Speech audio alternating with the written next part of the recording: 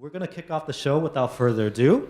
The first poet we have up is R. Vincent Moniz Jr. Yeah.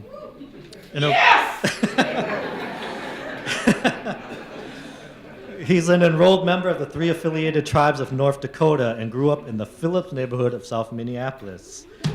He'd like to thank Hyde Erdrich for her mentorship as he learns to become a poet. And I believe you're still the reigning Indigenous Poetry Slam champ. That's right. That's right. So make some noise for Vincent.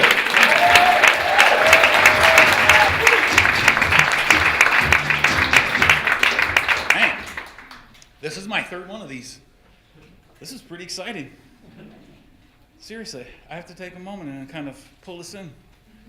It's been an incredible 3-year journey, I have to say that.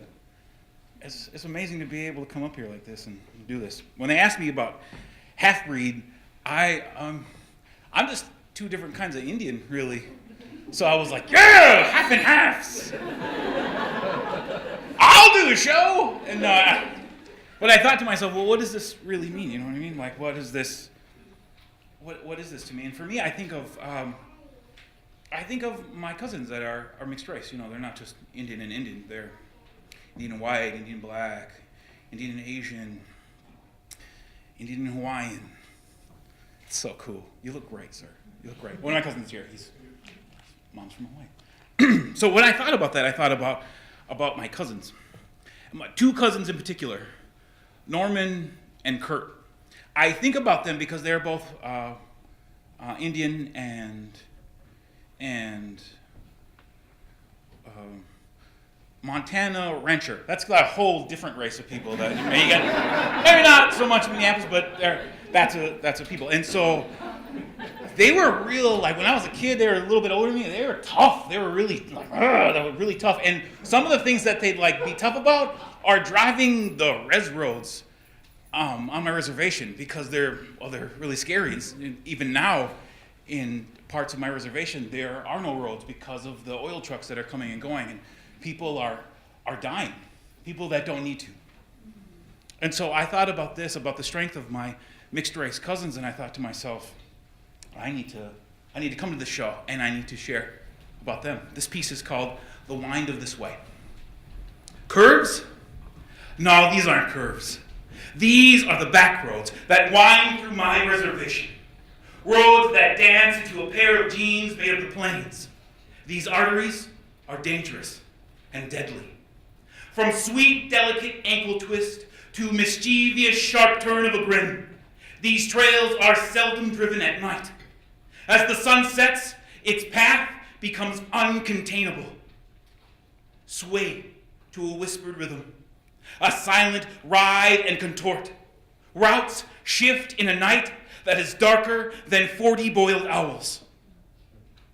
These roads that are not roads will only be traveled on by the most adventurous, the brave, and the illest of women and men.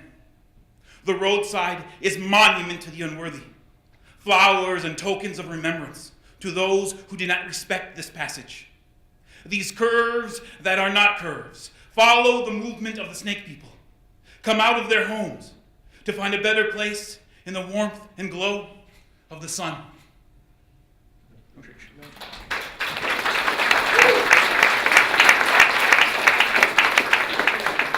So I was just gonna stand up here, but I think to myself, like last week I just got done doing a show called Artifact Traffic that Hyde curated, right? It was amazing. It was at Immersion Arts. Not that the Loft is an amazing place for people who write and stuff. I was at another place that is also awesome, and it's really great to have 2 of those places right here in the city. Yeah. I hope I'm not in trouble later. So I was at this other show, not anything. I thought to myself, I am probably not going to be able to do those poems that I had turned into bits of play for maybe ever. So I thought I'll only do one, and then I'll go out as I came in.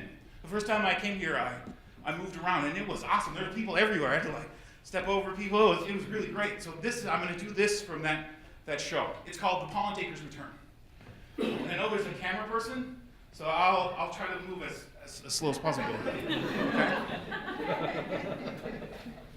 Last bumblebee in the world droops clear wings on my windowsill asks me if I know how to really listen.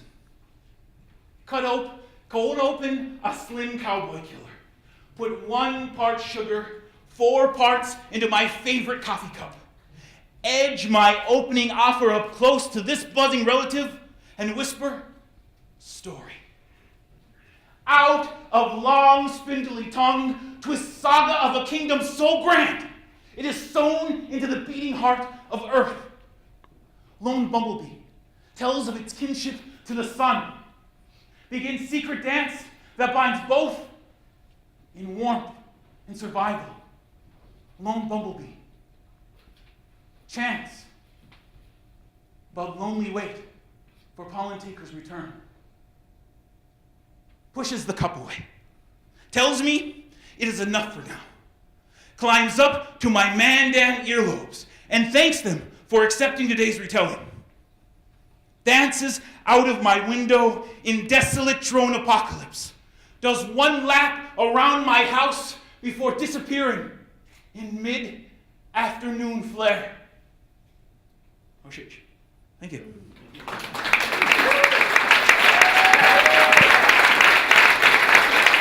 Warm basket man for all of our artists, Erica, Vincent, Emily, Jennifer, and PC.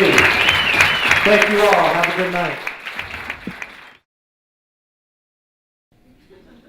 What do you say to that? Show's over. Good night.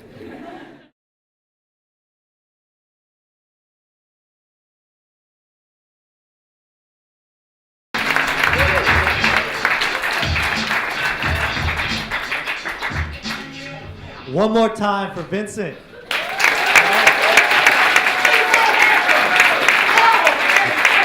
So handsome. Gonna start a website, Steezy Indian Men. All right, inside joke. Okay.